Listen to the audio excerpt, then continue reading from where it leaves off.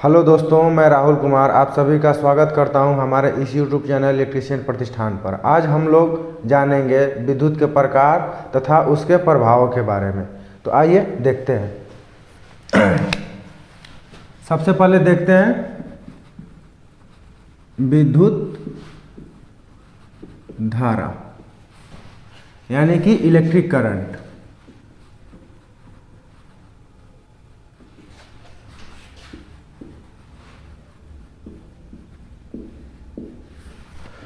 विद्युत धारा अर्थात इलेक्ट्रॉनों के द्वारा आवेशों के प्रवाह को विद्युत धारा कहते हैं। यानी कि जब इलेक्ट्रॉनों के द्वारा आवेश को प्रवाहित किया जाता है तो उसको हम लोग बोलते हैं विद्युत धारा। विद्युत धारा जो होती है वो दो प्रकार की होती है। पहला होता है डायरेक्ट करंट,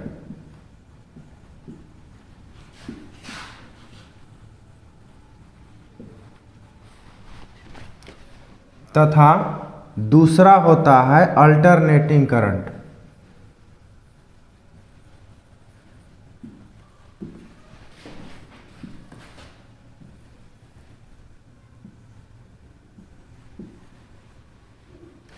डीसी अर्थात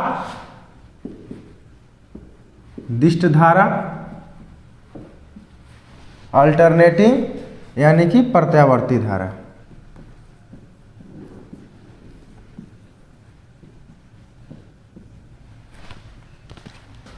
आइए देखते हैं सबसे पहले डायरेक्ट करंट को। वैसी करंट जिसकी दिशा तथा मान समय के साथ न बदले उसे हम डीसी करंट कहते हैं। यानी कि समय के साथ जो है इसका मान, अगर मान लीजिए कि यहाँ पे अगर समय हो गया और यहाँ पे इसका मान हो गया तो समय के साथ ये नहीं बदलती है। जैसे जैसे ये समय भी बढ़ता जाएगा तो हमारी धारा भी सेम रहेगी। लेकिन वहीं जो है अल्टरनेटिंग करंट जो होता है वो आपका इसका जो मान है समय के साथ इसका मान तथा दिशा दोनों बदलते रहता है, कुछ इस प्रकार से।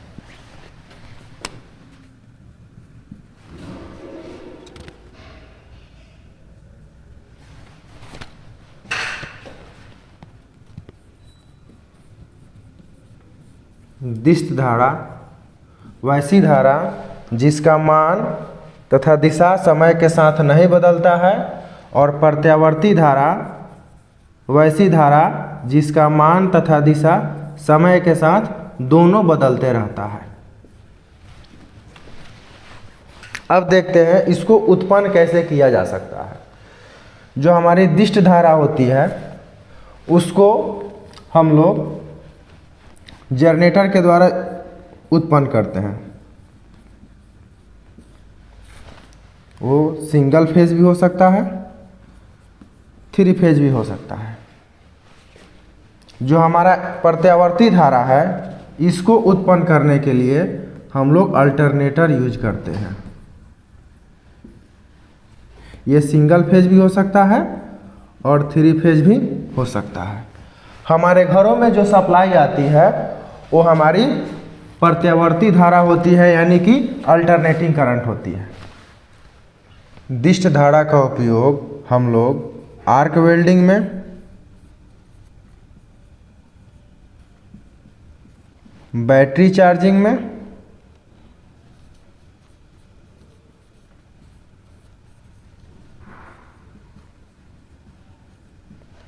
तथा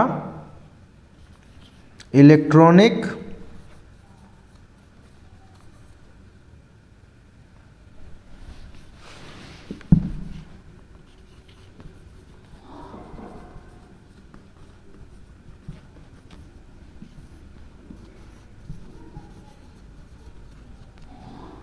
उपकरणों में हम लोग करते हैं।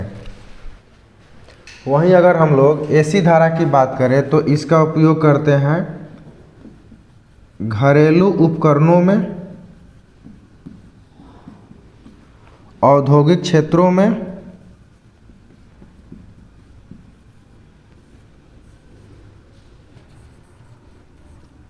यांत्रिक ऊर्जा को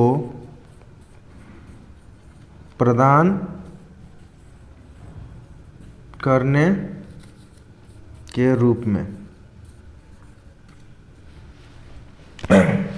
तो हो गया हमारा एसी धारा तथा डीसी धारा, अल्टरनेटिंग करंट तथा डायरेक्ट करंट। अब इसमें जो होता है, इन दोनों में से पूरी दुनिया में जितनी भी धारा होती है उसका 95% आपका अल्टरनेटिंग धारा का उपयोग होता है तथा उत्पादन होता है। केवल और केवल 5% ही जो है हमारा डीसी धारा को उपयोग में लाया जाता है तथा उत्पादन किया जाता है। इसका सबसे बड़ा कारण है इसको आसानी से ट्रांसमिट न कर पाना। जो हमारी डीसी धारा होती है उसको हम लोग ट्रांसमिट नहीं कर पाते हैं आसानी से। ट्रांसमिट करने के लिए बहुत ज़्यादा खर्चा आएगा और लॉसेस भी बहुत ज़्यादा होगा। परंतु जो ये हमारा अल्टरनेटिंग करंट है, जो प्रत्यावर्ती धारा है, उसको हम ट्रांसफार्मर के जरिए बढ़ा करके उसको हम लोग एक जगह से दूसरे जगह बहुत ही आसानी से भेज देते हैं। ट्रांसफार्मर के जरिए क्या हम लोग करते हैं कि सपोज डेट मान लीजिए कि 11,000 को उत्पादन किया गया, 11,000 होता है 33,000 होता है, तो 11,000 को उत्पादन किया गया, इसको हम लोग 33,000 में कन्वर्ट कर देते हैं ट्रांसफार्मर के द्वारा। फिर इसको और बढ़ा दिया जाता है, 66 किया जा सकता है, 1,32,000 कर दिया जाता है, 1,32,000। इतना वोल्टेज बढ़ा करके और हम लोग टावर के द्वारा एक जगह से दूसरे स्थान तक भेज सकते हैं। लेकिन जो हमारा डीसी होता है वो ट्रांसफार्मर पे कार्य नहीं करेगा। जैसे ही ट्रांसफार्मर में डीसी सप्लाई दिया जाएगा वो आपका जल जाएगा। तो ये कारण है आपका कि हम लोग डीसी का उपयोग बहुत कम करते हैं। जहाँ पे नेसेसरी है वहीं पर हम लोग डीसी धारा का उपयोग करते हैं। जैसे कि बैटरी चार्जिंग हो गया, ये जब होगा तो डीसी से ही होगा। आपका आर्क वेल्डिंग हो गया, ये डीसी से ही होगा, है ना। तो ये सारी चीज़ें जैसे कि छोटे मोटे जो इलेक्ट्रॉनिक उपकरण है उनको 12 वोल्ट, 10 वोल्ट, 6 वोल्ट चाहिए, 24 वोल्ट चाहिए, तो वो सारे के सारे उपकरण आपको डीसी पे चलते हैं। अब हम लोग आते हैं इसके प्रभावों को लेकर के। विद्युत का जो प्रभाव है वो मुख्यतः 5 होता है। सबसे पहला प्रभाव होता है ऊष्मीय प्रभाव। सबसे पहला प्रभाव होता है हमारा ऊष्मीय प्रभाव,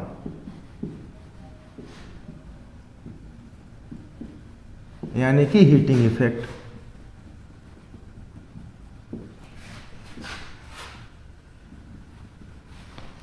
दूसरा होता है रासायनिक प्रभाव,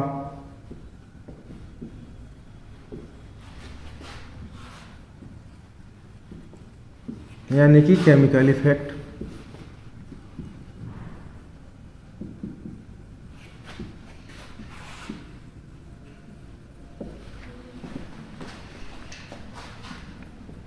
तीसरा होता है चुंबकीय प्रभाव,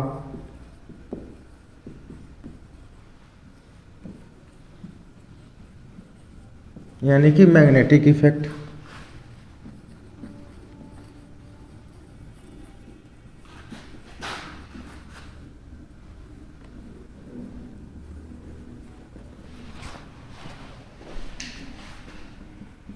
चौथा होता है किरण प्रभाव, यानी कि रे इफेक्ट।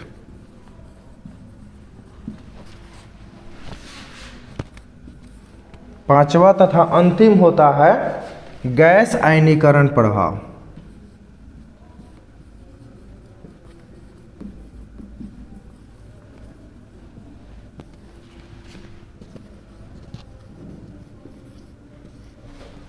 अब हम लोग देखते हैं ऊष्मीय प्रभाव को।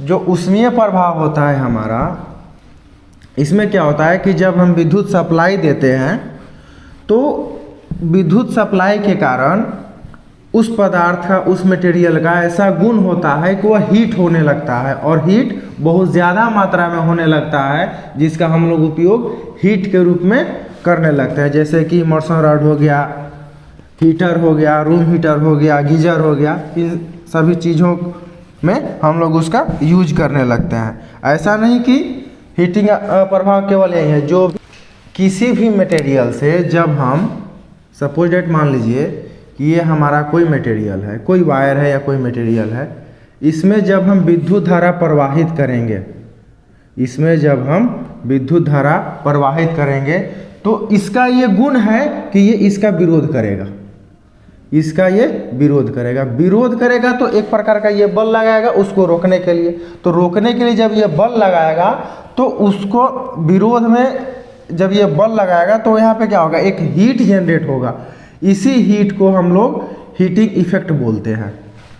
इसका उपयोग हम लोग नाइक्रोम के रूप में करते हैं, जिसमें बहुत ज़्यादा रेजिस्टेंस होता है और जिसके कारण वो बहुत ज़्यादा गर्म होता है। इलेक्ट्रिक प्रेस में हम लोग करते हैं। अब हम लोग देखते हैं रासायनिक प्रभाव।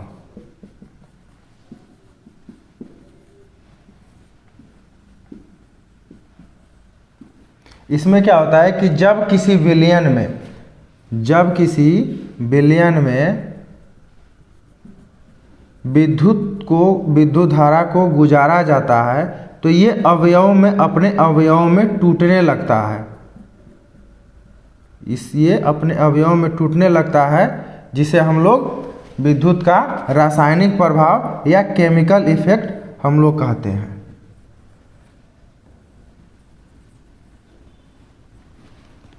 इसका उपयोग हम लोग बैटरी में करते हैं ज़्यादातर।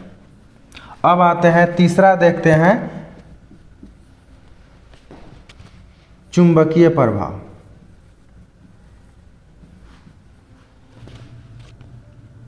चुंबकीय प्रभाव, जो चुंबकीय प्रभाव में क्या होता है कि किसी लोहे के छड़ के ऊपर इनेमिल्ड कॉपर की तार या एल्युमिनियम की तार लपेटकर उस पर अगर हम सप्लाई देते हैं तो वह चुंबक बन जाता है, और वह चुंबक जो होता है कृत्रिम चुंबक होता है, और ये हमारा विद्युत का चुंबकीय प्रभाव के अंतर्गत आता है, जिसमें हम लोग देखेंगे विद्युत का किरण इफेक्ट, अर्थात रे इफेक्ट को। चौथा नंबर पे रे इफेक्ट। इसमें क्या होता है कि उच्च वोल्टेज तथा उच्च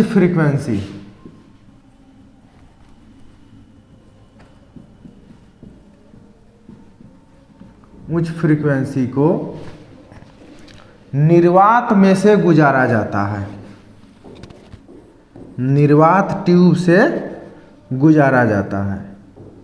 गुजारने पे क्या होता है कि हमें एक्सरे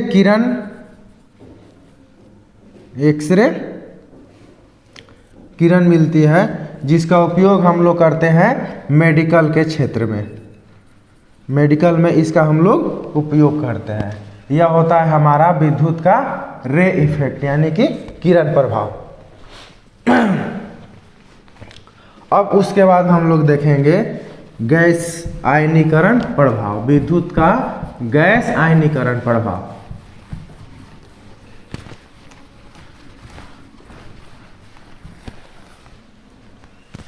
पांचवा नंबर में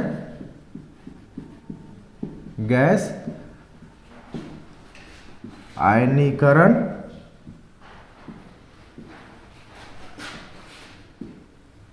प्रभाव। गैस आयनीकरण प्रभाव में क्या होता है कि किसी विसर्जन नलिका में भरी मरकरी वेपर गैस या सोडियम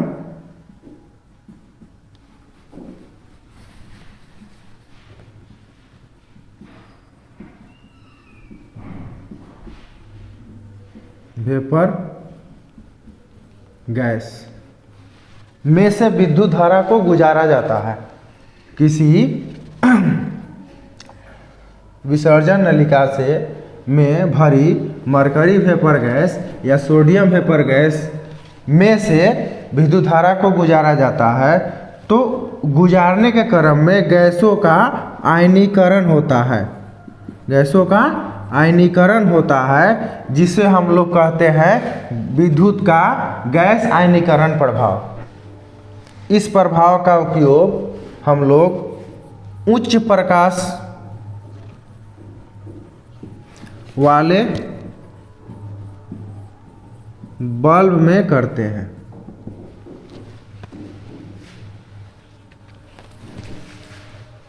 यहीं पर वीडियो को समाप्त करते हैं। मिलते हैं अगले वीडियो में, तब तक के लिए जय हिंद,